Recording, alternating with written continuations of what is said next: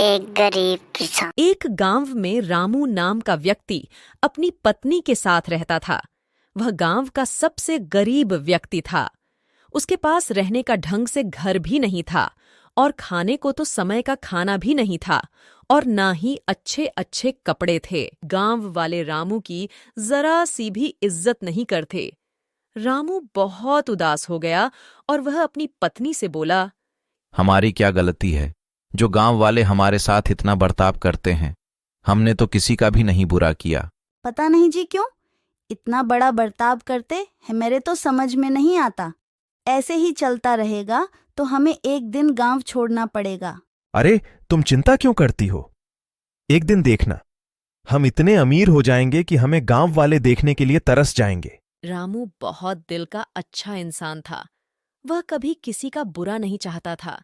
यही उसकी सबसे बड़ी भूख। जब वह घर आया तो उसने सीमा से कहा कि सीमा, अब तो मेरे पास इतने पैसे भी नहीं कि मैं 2 वक्त का खाना भी चला सकूं।